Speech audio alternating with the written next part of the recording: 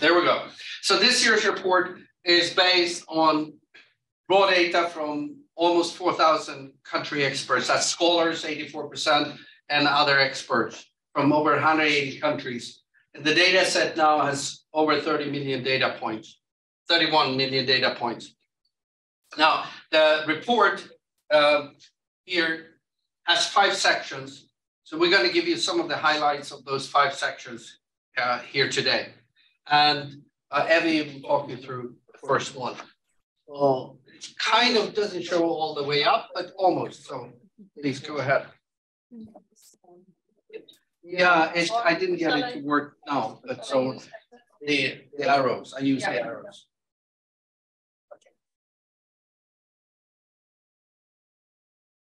Great. So our data analysis shows that the level of global democracy in 2022 matches that of 1986. Okay. So obviously this was a period where leaders were trying to sort out or solve the Cold War, and surprisingly, perhaps many observers make comparisons between you know, the now and then, due to the war in Ukraine. Essentially, this means that advances made over the past 35 years have sort of been eradicated. In this graph represents the Illiberal Democracy Index, and it kind of represents the averages for the past 50 years, it's weighted by population, so it's not by countries. And as you can see, you know, the arrows are going down, so you see a decline, and I think the sharpest decline has been in the Asia and the Pacific regions, and then also in Eastern Europe and Central Asia. Now, of course, you know, I suppose it's important to say that the world still remains democratic today, more democratic today than it was back in the 70s or the beginning of the 70s, and that kind of indicates hope, and that you know, the gains made during the wave of democratization are still very. Back in 2012, we had 46% of the world's population living in autocracies, and that has now risen up to 72%. So it's indicating a worrying trend. So the share of the world's population living in autocracies increased from 46% to 72%, and then most of them though live in electoral autocracies. So although electoral democracies are the most common type of regime, they only make up 16% of the world's population. So just maybe you're probably familiar with that, but we use this typology. Okay, so we use the same indicators, but we aggregated to discuss the regimes, and we kind of split them into types here. So autocracies, closed and electoral autocracies, and then democracies, electoral democracies and liberal democracies. And the, you know, the kind of clues are there. In closed autocracies, basically we mean dictatorships, and electoral autocracies where multi-party elections are held, and some of the fundamental requisites are there, but not, you know, not completely. And then electoral democracies, you know, you have multi-party elections, and you know, some satisfactory degree of suffrage, but then you don't have the kind of, like, you know, high quality that you have in liberal democracy.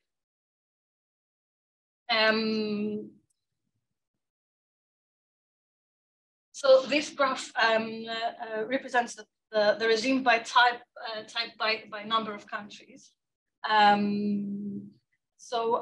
Overall, the world is kind of split equally between 89 autocracies and 90 democracies. And so liberal democracy had peaked sometime in 2009 to 44, and have now gone down to 32.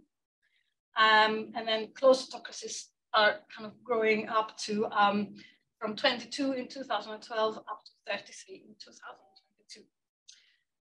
We have actually 9 countries turning into closed autocracies just in the last 2 years.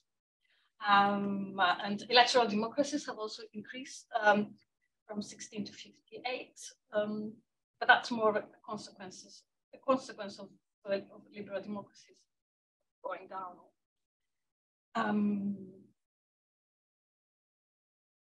So there's been drastic changes in the past 10 years.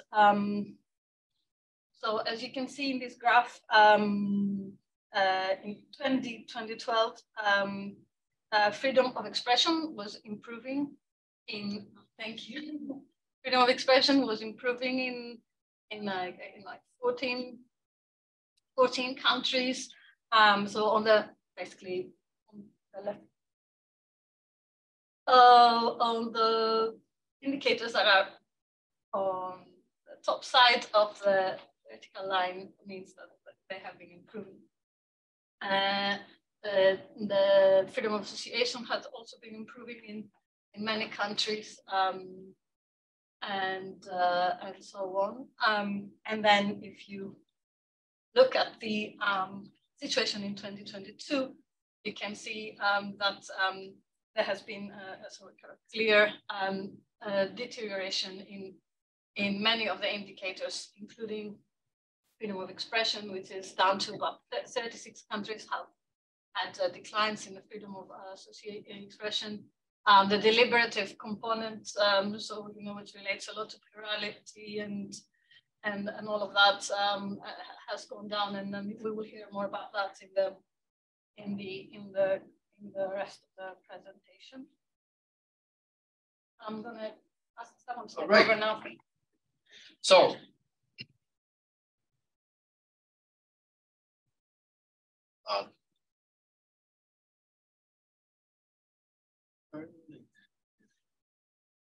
okay, now it responds. Good. So it says there democratizers and autocratizers. So let's look at the countries instead of sort of these averages and the regimes of the world, portraying the big pictures. Look at the countries that are in change right now. So here's the big picture. In the last 20 years, we've gone from 30 countries autocratizing to 42. That 42 is a historical record throughout our time series.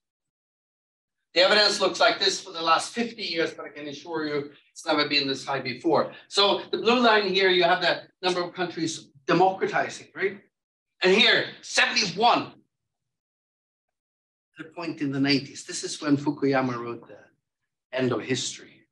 We were all, some of you in this room don't even remember this, 96, 98, right? But I do, I'm so old. That's when we all were looking forward to the future. Everything was looking bright. 71 countries at the same time were democratizing. Down to 14. I lost count. And at the same time almost, so here sort of speaking about the wave metaphor, this wave is has crested, descending, the wave of autocratizing countries starting to build here in the late 1990s. Putin and Chavez were the first ones, right? And then others followed. Look at this up now, up to 42. Here are the countries we're looking at in the last 10 years that are statistically significant in autocratization. The point just being to show sort of a lot of big countries, populous countries, big international regional players. They are in all regions of the world, right? It's a global trend. Now 43% of the world population live in those countries, up from just 5% 10 years ago. Here's the top 10, the major autocratizers. This is the top 10 list you don't want to be on. A 10-year perspective, the ones with the greatest magnitude of change, and in the 3-year perspective, the same. Right?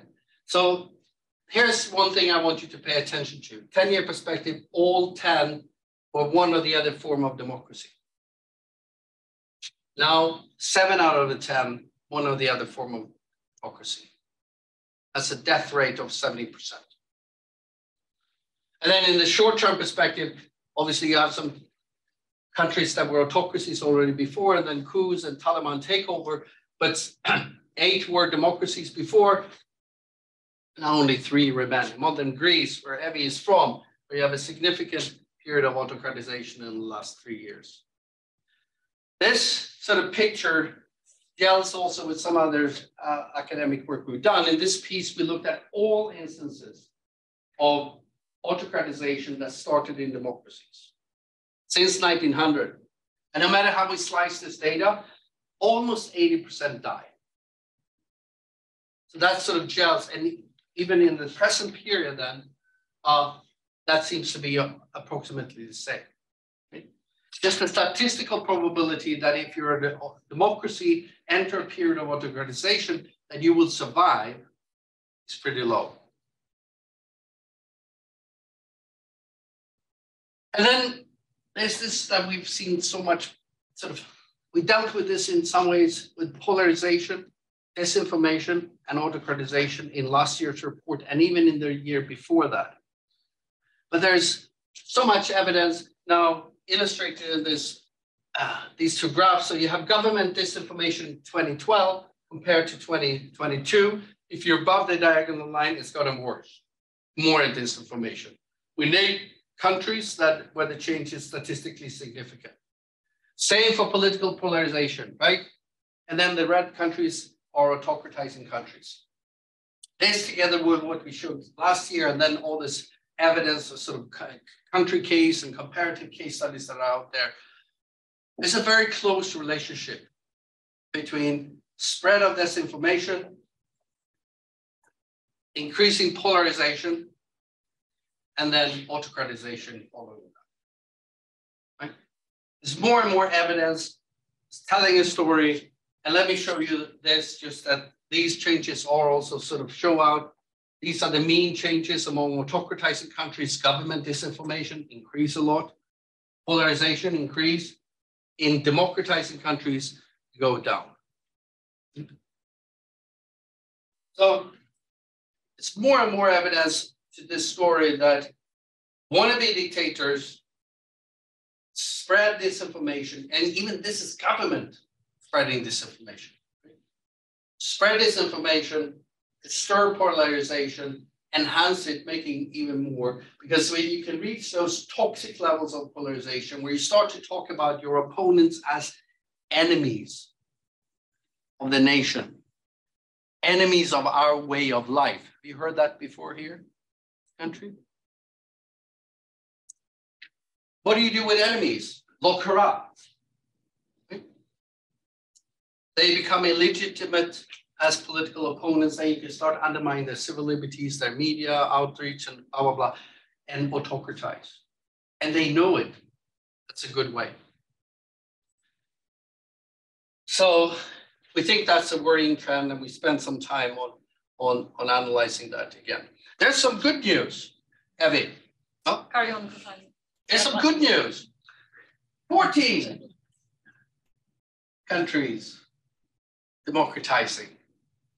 But 2% of the world population.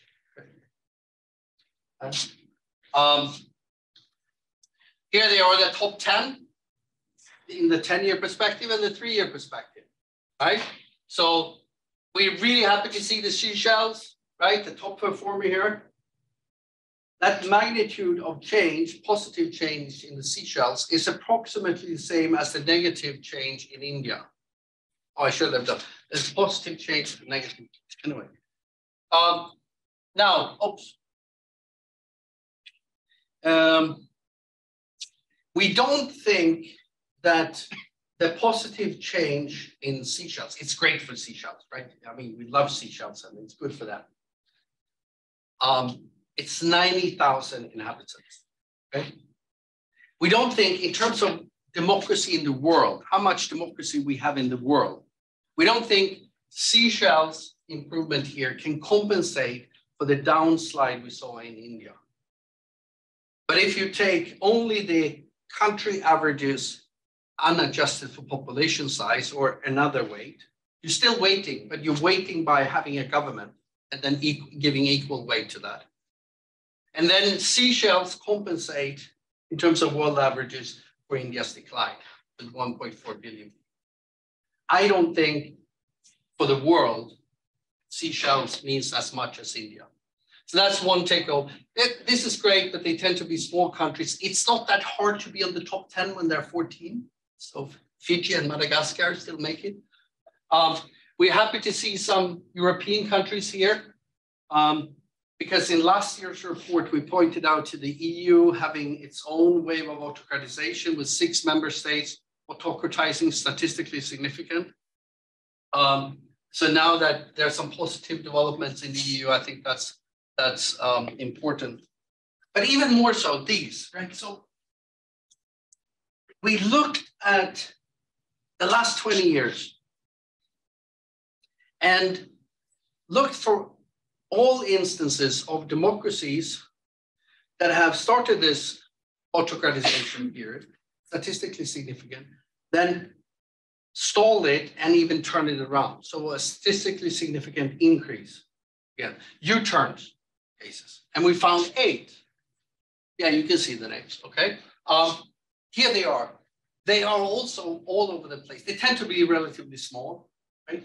South Korea has a sizable population, but they tend to be small, but they are in, you have Latin America, you have Central Asia with Maldives, you have Moldova, you have Europe, you have Asia, and East Asia and Africa there, right? So very different contexts, also very different levels of democracy initially. So very different contexts, but they've all tried to turn around. And then the comparativist in me, okay, we don't have the counterfactuals, then okay, right here. But at least I want to see other elements that occur across these cases, right? And there are. So large-scale popular mobilization seems to be important in many of these cases. And there's a huge literature on mobilization. Andreas Schedler called it magic protests, getting dictators unseated, and that sort of thing. And in South Korea, they had like 2.3 million people on the streets at the same time in protests in defense of democracy. Dictators know that large crowds on the streets can be dangerous, right? And they've seen what happened in Sudan. They've seen the cold revolutions and all that. It also shows in our other data that we have in the report, if you look at individual indicators on what autocrats most often attack, especially early in a sequence of autocratization, even before it registers statistically for us as a period. CSO repression, right? Shut down those guys that can bring people out into the street. They know it, right? But also judicial independence and actions. So it's really prominent in at least in 4 cases. We think we see some of it in some of the others as well, but being a bit conservative, where the judiciary refused to bend over and give in, refused to, in Nancy Bermeo's word, give in to an executive aggrandizement, and stood up and eventually ruled on critical issues that helped turn it around. And I think that also, there's also a literature on that with judiciary and its importance for democratic resilience. But also looking at cases beyond this, think about your own country, the United States, that the judiciary stood up and ruled independently on all those allegations of vote fraud. Okay? That was really critical. Same with Bolsonaro in Brazil. The judicial system stood up and refused to be intimidated and overtaken by the executive. God knows what would have happened if they did it, right, in Brazil. So that's another sort of thing. And then unified opposition. So a lot of countries here are parliamentary systems and multi-party systems. But that those parties not necessarily getting together in a formal coalition, but unify against the autocratizing incumbent. And often coalescing with civil society and pursuing a peaceful strategy. and then sort of thinking about other cases where peaceful strategy was not pursued eventually, and then it failed. I mean, we can think about Hong Kong or other places. Of course, there was also the mainland China. They were determined to push things down. But that peaceful strategy, often over long periods of time with severe repression, Zambia was really bad, right? Eric knows all about it. But it's staying peaceful seems to have been important there.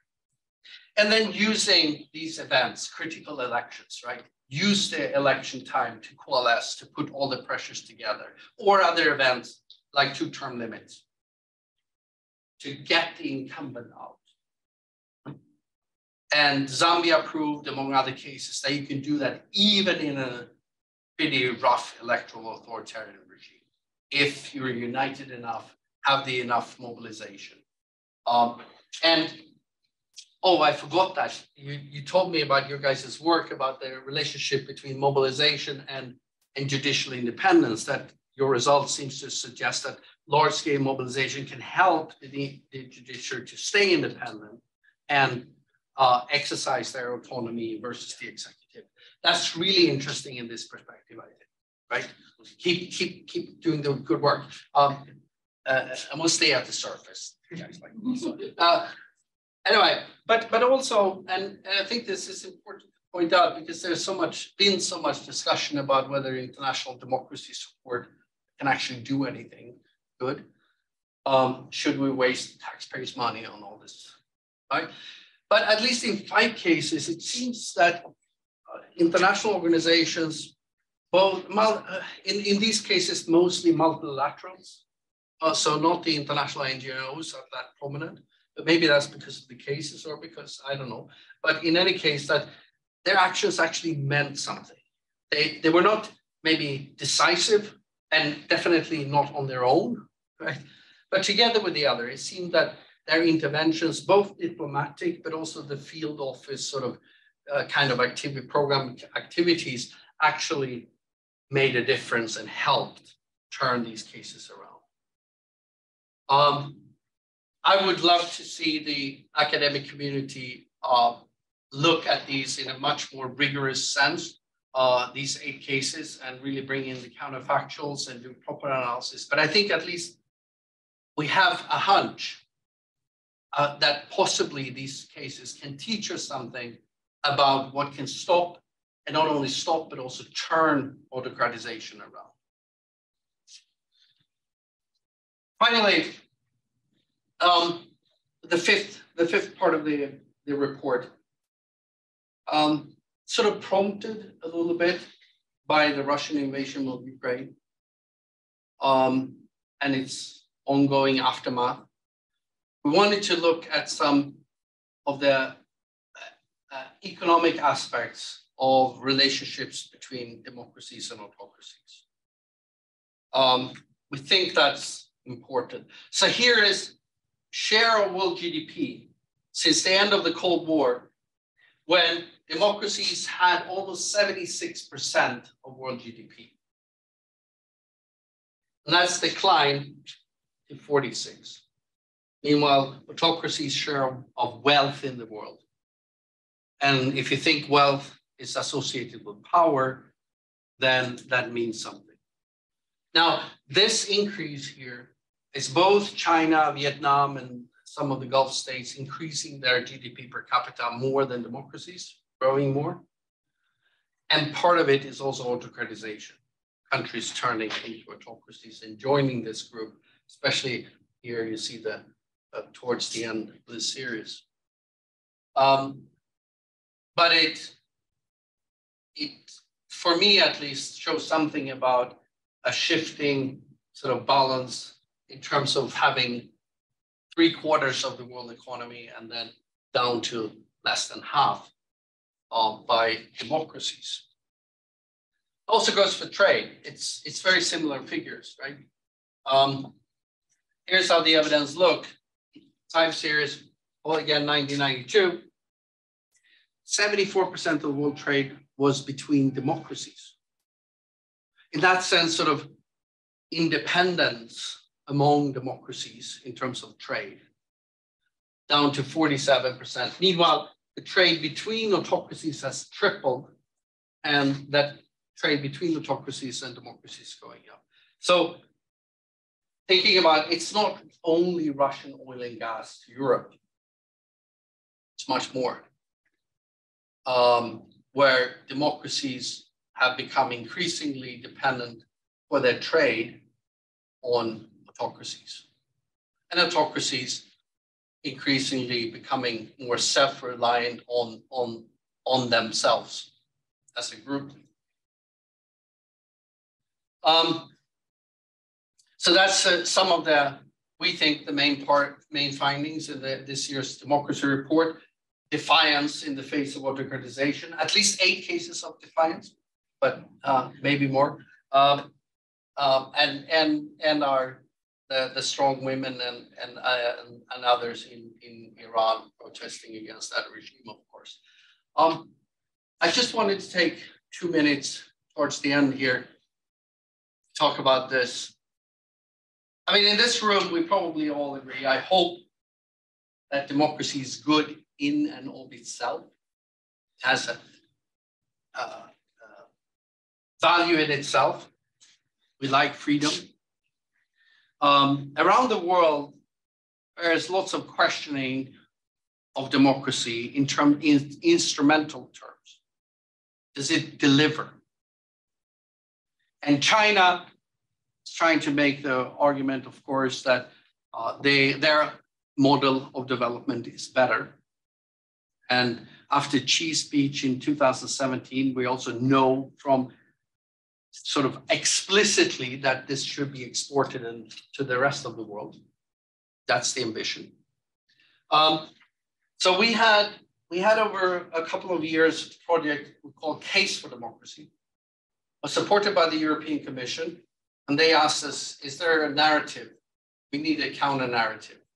Is there evidence for democracy having delivered, as the current Biden administration like to put it? We know this. Democracies don't fight wars with each other. That's like the closest thing we have to an iron law in political science and IR. And it also goes for domestic violent conflict. Democracies have a much lower probability. We know that relationship is curvilinear, right? So processes of democratization tend to lead to instability and have a higher propensity for it. But Håvard Heger and his team helped us calculate this from their studies about just India's probability of a risk of an armed conflict with Pakistan up 300% as a result of its sliding down on the liberal democracy index. And here is sort of the probability curve here along the electoral constraints or electoral democracy, if you like. And look at here how Russia moved. Right? So that was 96 when Putin started to ascend into power, and 2021 when he invaded Ukraine. If Russia had stayed at the level of democracy it had before Putin came in, so even further here, 94, the probability of them invading Ukraine would have been very, very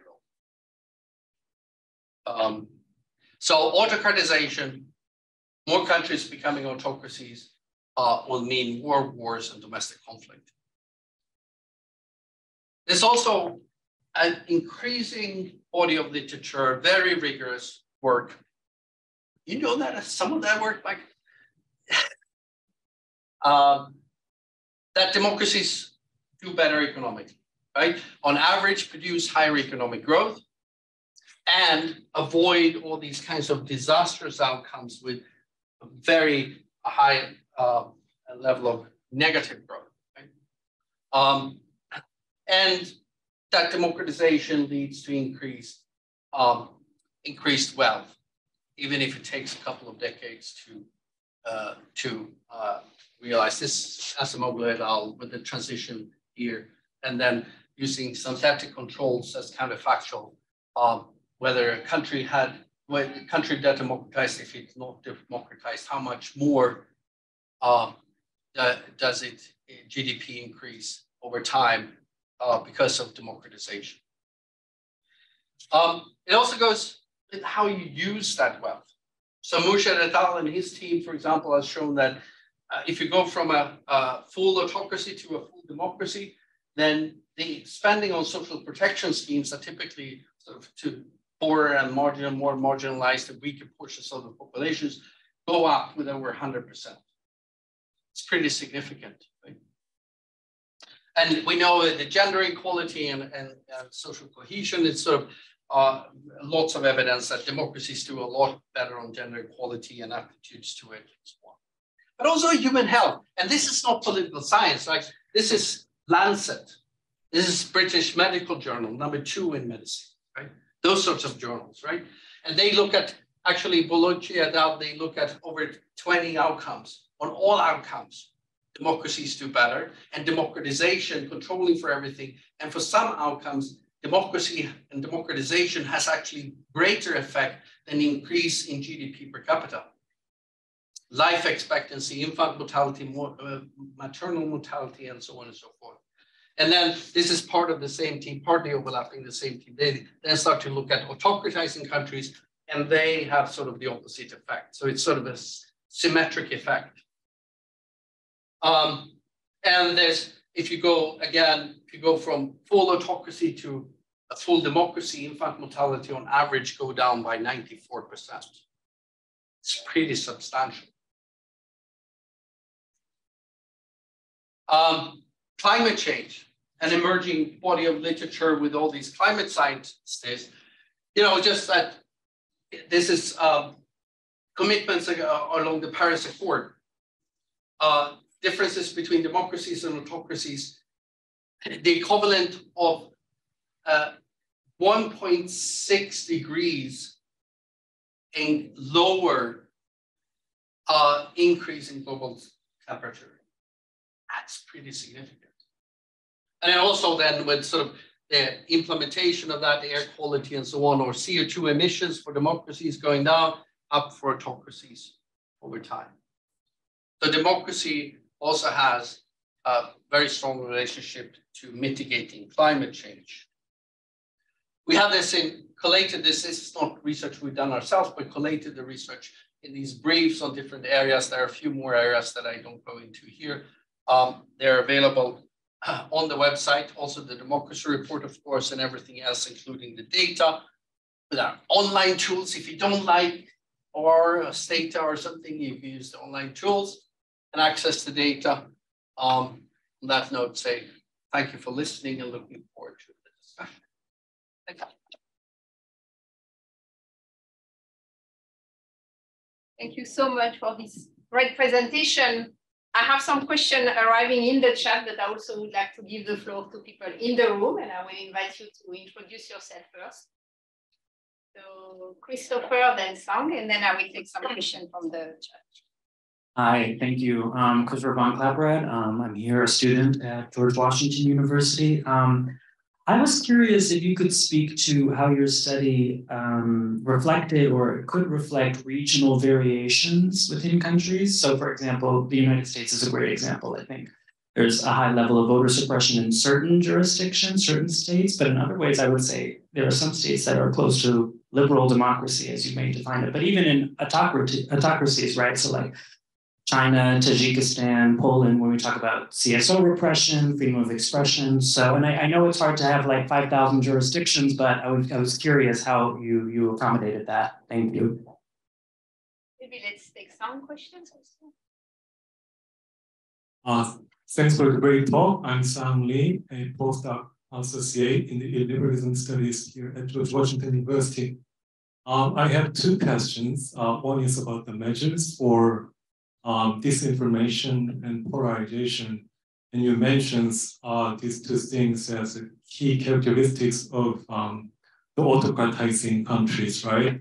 So, but one may argue like, these two things are kind of common characteristics in almost all countries in the world nowadays. So I was just wondering how you guys measure these two things, and if you have any strong evidence that polarization and government disinformation are particularly stronger in autocratizing countries than in strong democracies or something. Second question is, I see the great trend of autocratization in the world, as you mentioned, but is there any kind of trend in kind of switching from liberal democracy to electoral democracy?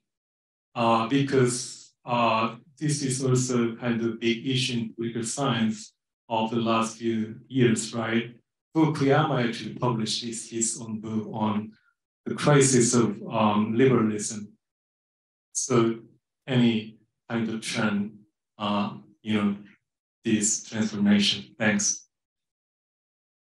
I propose we take already that. And Okay. then we will do a second round.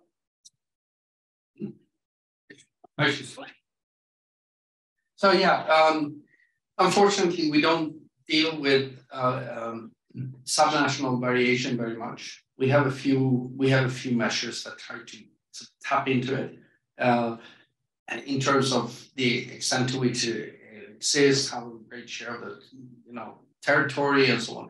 But they're very, let's just say, crude measures of that.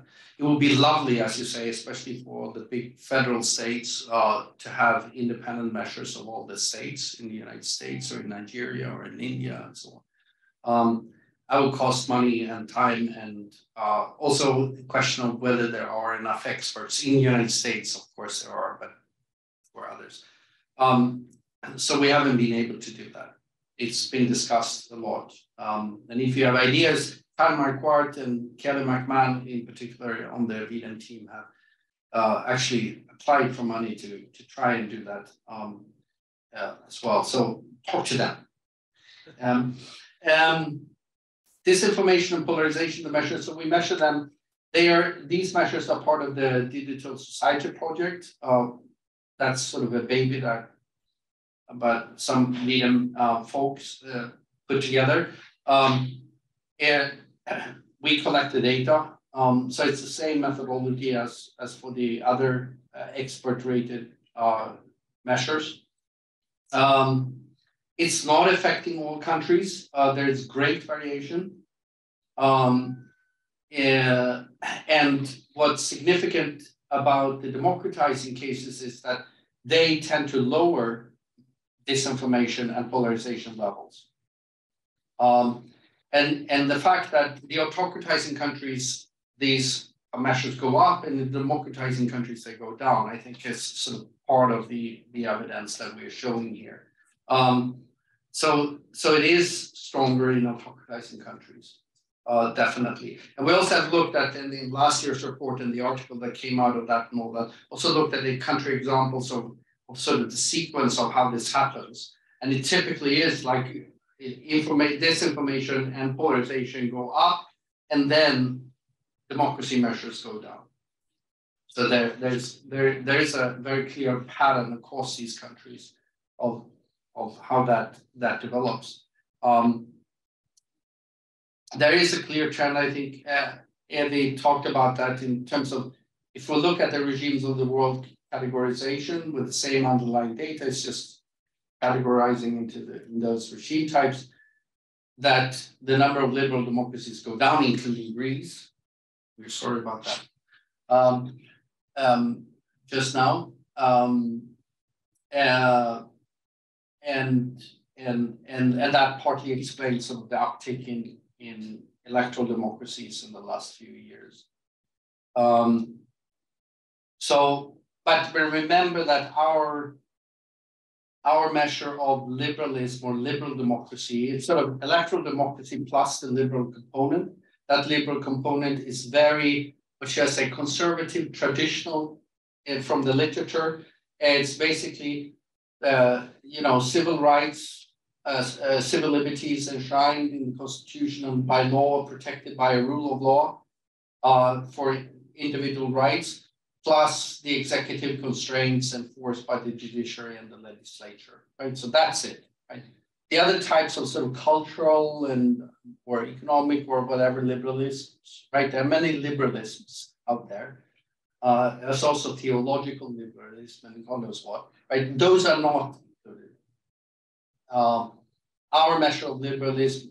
You can like it or not, has nothing to do with LGBTI or gender rights or any sort of those that's often these days talked about.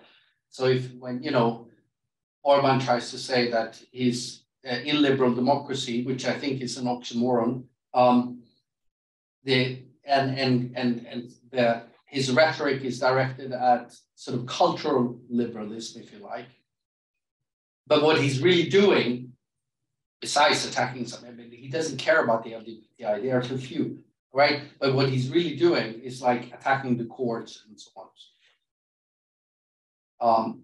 So I think that's sometimes used by wannabe dictators to sort of legitimize what they're doing by portraying it as a cultural fight, but what they're really attacking are some core fundamentals of liberal democracy. Thank you so much. Maybe one more question in the room from Gunnar, and then we will take the one we have online. Thank you so much. I'm also a visiting scholar here at George Washington. My question will be indeed about the connection between autocratization and economy. Do you see any causal effects between the countries that now are becoming more autocratic and some economic reforms attempts that fails? For instance, in Eastern Europe, those who try to become capitalist economies and didn't achieve those, or maybe with Greece, that's something indeed triggered by the economic crisis. So do you see any statistics that, again, apply for broader regions beyond Europe? Thank you. Okay. So in the report and the article that's coming out every year, we try to, this is not the format where we can do causal identification type analysis, and we try to stay away from that. We describe patterns and we discuss those patterns. So I want to be very clear on that. So the answer then is no. Let me reflect outside of the report.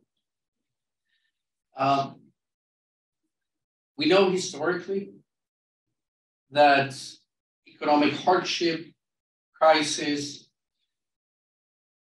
fear for the future based on that, and the type of polarization, this type of polarization where you start to portray the political opponents as enemies is not new.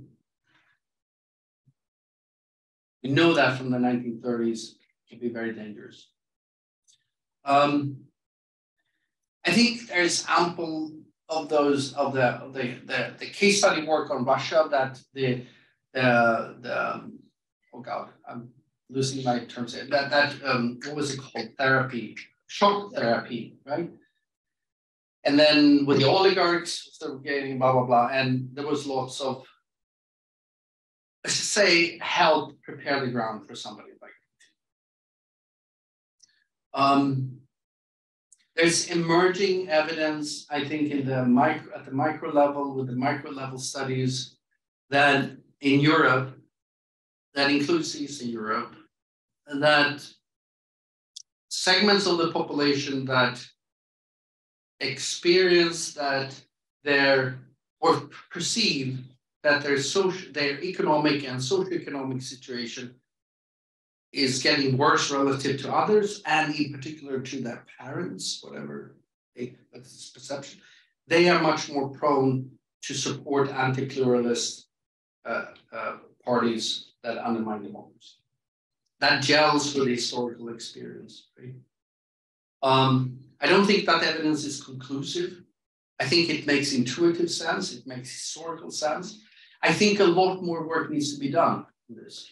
The relationship between inequality and perceptions of inequality and autocratization. I don't think we have all the answers, but I think we should try and get them.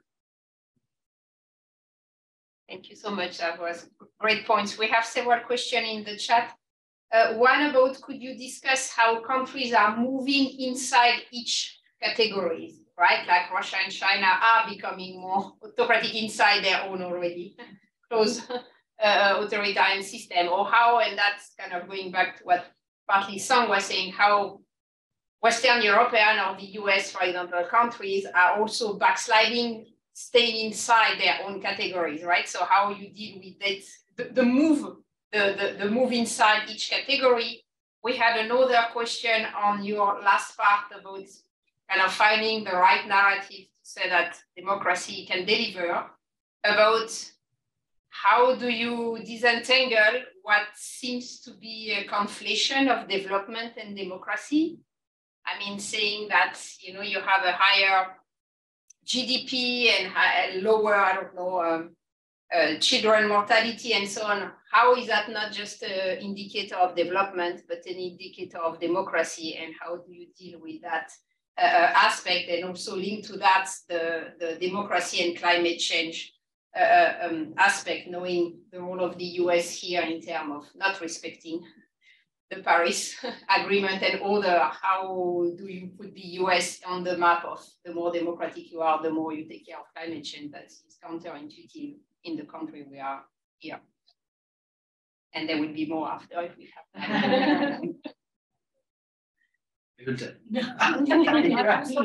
Okay, you're just Abby just arrived, so she's with jet lag, and I have full respect for that. I've been here since Wednesday last week, so yeah, I can. No more excuse. Yeah, exactly for not answering. So yes, I think the first question, right? It's I think it's really important to remember that when we start classifying countries into these boxes, that they are pretty big boxes. The sort of, there's a world of a difference, of course, between sort of there are levels of hell, if you like, within them. And if your electoral autocracies is a big box, electoral democracies as well. I mean, electoral autocracy in Hungary is so much more free than in Russia today, right? And they're both electoral autocracies. And Russia has become even worse, but it's still electoral autocracy, so there's no change on the regime category, but there's a clear and statistically significant drop on the liberal democracy index, right? So once we start to talk about individual countries and their trajectories and change and what has changed and how much and all that, it's important to sort of remember the different metrics and what they tell, and even dig down further. With the V-Dem data, if you do that, go down into the sub-indices or the indicators and see what's really changing and how much. And you can be of very different characters within the same box, right? You can be in that box of electoral democracy or electoral autocracy and have very different profiles in terms of what you're more free at and less free at. So that's, I mean, there are those sort of unavoidable complications of aggregation and simplifying information. If we're not simplifying, well, then you have to look at the 500 indicators. Right? This is like, okay, and then aggregating up, you lose some and you win some, kind of thing. But it's really important to keep that in mind, I think.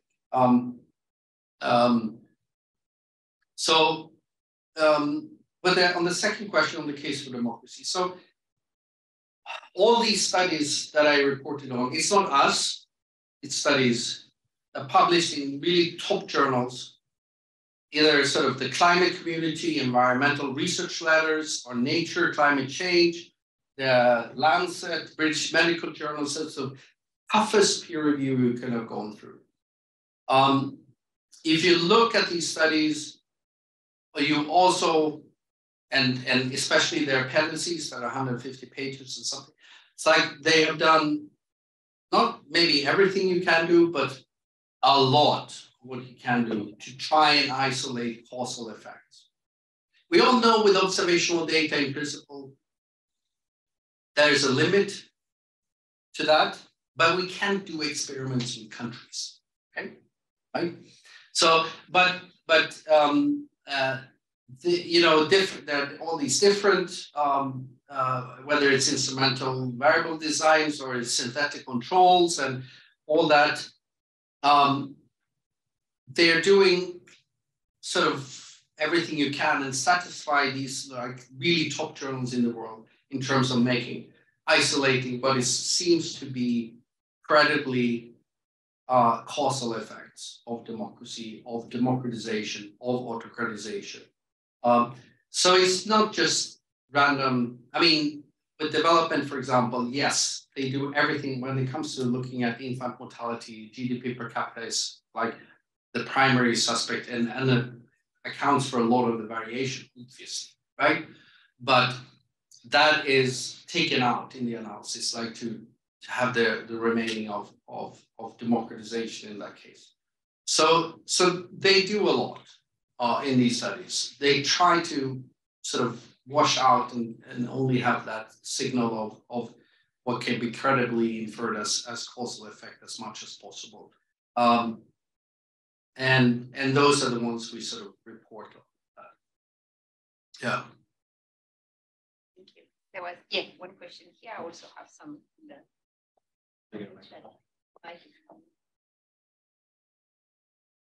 Hi, thanks, Evan.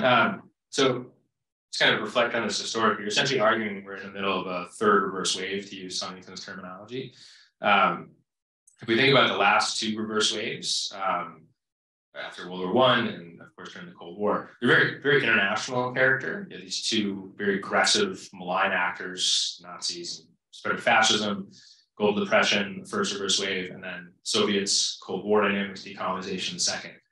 The third, it feels a lot less global in character, despite the fact that we're so much more globalized today.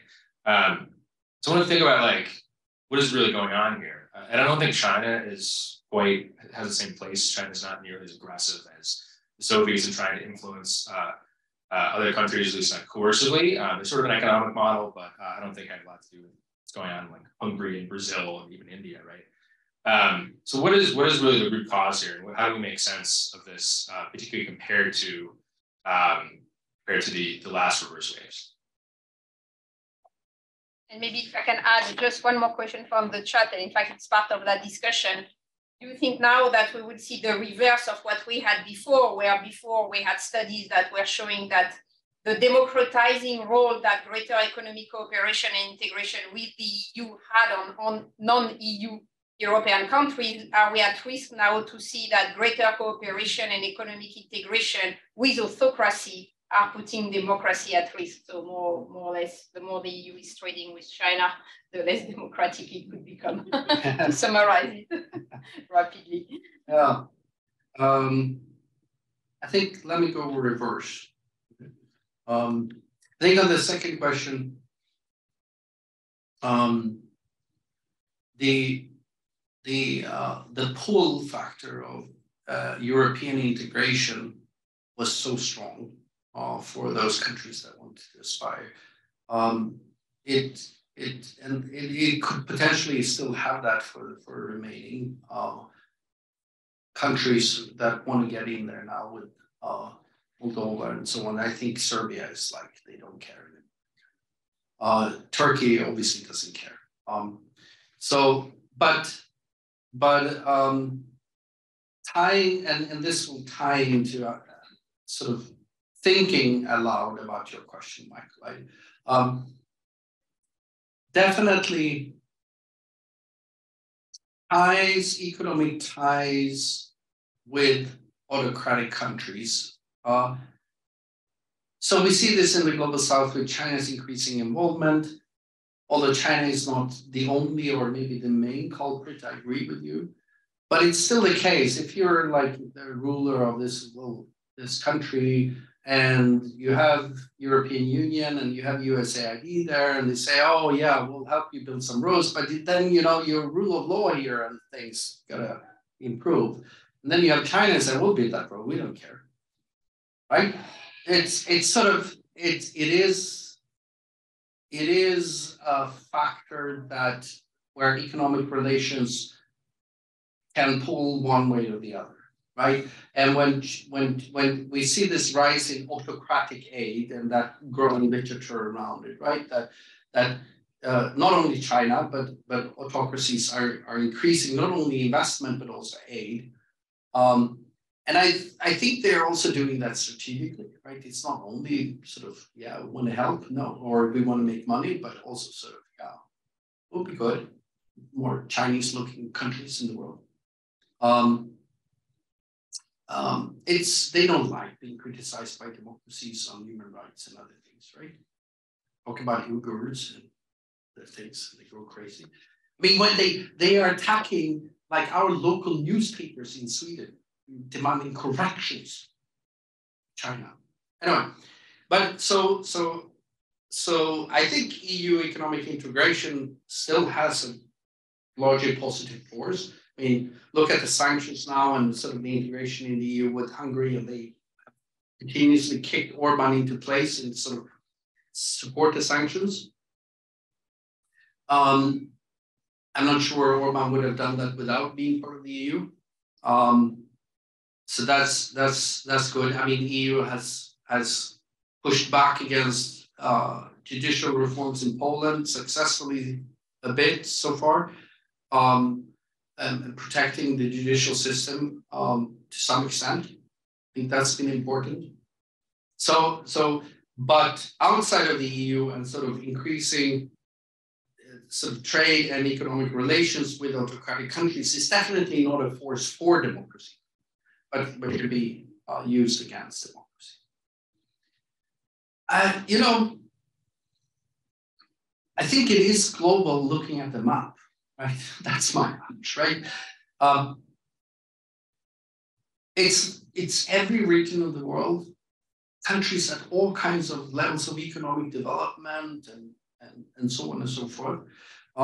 It's both democracies getting worse and autocracies getting worse. So it's sort of on the scale of liberal democracy, it's at all kinds of scales. I mean, obviously autocratization in Greece, where Eddie is from, so it's very different in character right now than the sort of final clampdown in Russia in relation to the war. I mean, those are two different types of processes. They're both sort of autocratization, but at different ends of the scale. So it sort of manifests globally.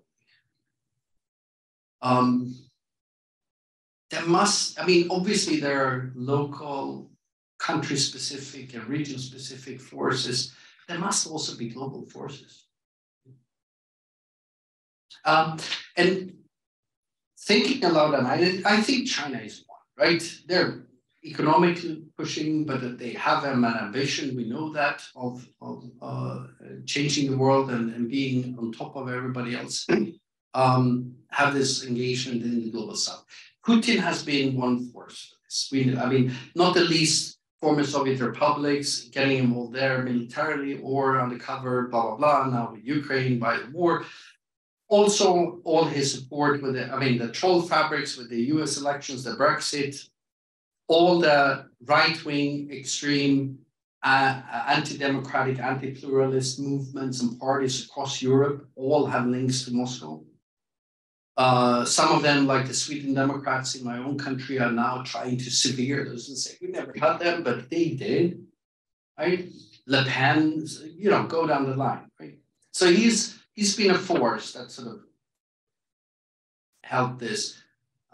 And then you see now, with the Wagner and so on, and Russia being involved in Central African Republic, in the Sahel, blah, blah, blah. And it's been working for a long time. You have let's not forget Saudi Arabia. Right? They started in the mid-late 80s, spreading Salafism. And I want to say, this can be contentious issues, but, there are so many versions of Islam that are compatible with democracy and human rights and women's liberties and so on. They used to be the vast majority. Look at Southeast Asia, and big portions of Africa, so on. Salafism used to be this microscopic phenomenon in the Muslim world, and Saudi Arabia has been very successful in spreading it. And Salafism is as far away from democracy and human rights you can come, right? Look at Saudi Arabia. So that's another long time working force. They're not the same, but they pull in push in the same direction. And I think the economic development and the spread of globally, that's a global phenomenon as well, with the Washington Consensus and all that, increasing inequalities from the global north to the global south, sort of creating those kinds of, or at least making it possible to create those fear for the future that we talk about. I think that's another long-term working force that has accumulated, add some financial crises to it and so on. I think there are multiple forces, so in that sense, I'm with you. It's like, it's not one big thing like Nazism, or, you know, but there are several global forces that have worked for a long while and sort of built up towards this. That's my hunch. I don't have the evidence. My hunch. Thank you. We are running out of time, but Eric had a very brief question. If there's time, it's actually just a follow-up. I'm curious if you think just the information technological environment. I mean, it looks like around 2011, 2012 is our tipping point. Yeah. Obviously, you remember before 2010, everyone was really jazzed about technology and liberatory effects. There were some recent studies about the mental health crisis in the United States amongst teenagers. And one of the things that some of the people pointed out was that 2010, 2011 is basically a tipping point where the kind of majority of the population has a smartphone. And all of a sudden, that's where you see them. And I'm wondering if there's something similar going on here, right? Where, you know, this model of autocratization via disinformation and polarization, it seems to track with the in terms of the timing. Yeah, I'll try and be very brief, although I could talk about this forever. I said this to the January 6th Commission when I was giving testimony. Democracy dies with the lies. Democracy dies with the lies. Even that simplest part of democracy, which is we go and put a ballot in a ballot box and exercise some vertical accountability, throw the rascals out if we don't like them, loses its meaning if what we are voting on is a lie, right? If you can be in office or say you want to be in office and lie and be believed, you have 1/3 of the population in this country still believe that the elections were stolen. Right? That vertical accountability builds on that we have facts and truth about what people in office do so that we can vote on what they did and say if we like it or not. If we don't know what they did, it's meaningless. So in my head, and this is almost like swearing in a country like this, in my head, we need to somehow regulate and filter that freedom of speech in order to save it.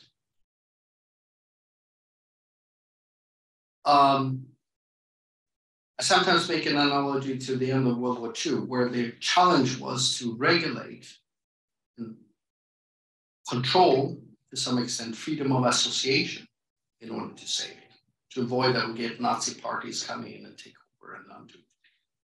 Now it's freedom of speech, unregulated freedom of speech, where there's no demand on truth, is used to undermine it and undermine democracy. I don't know how to do it in a balance. There obviously has to be a balanced, nuanced way and make sure that we don't infringe on too much on freedom of speech. But I can see how democracy can survive long term in an environment filled of conspiracy theories and fake news and untruths, and people can lie without being punished. And I don't see how that can work. So yes, I think there's a strong relationship. On that pessimistic note. Should I say something more? Well, it's a Monday afternoon, not a Friday afternoon, so we can finish on a pessimistic note. I wanted to thank you so much for coming to GW, talking to us and presenting the new report. And thank you for everybody for attending the event, both in person and in the room, and hope to receive you next year for the next report. Thank you so much. And we brought a few copies of the report as well, if somebody wants a hard copy. Wonderful. So please join me in thanking our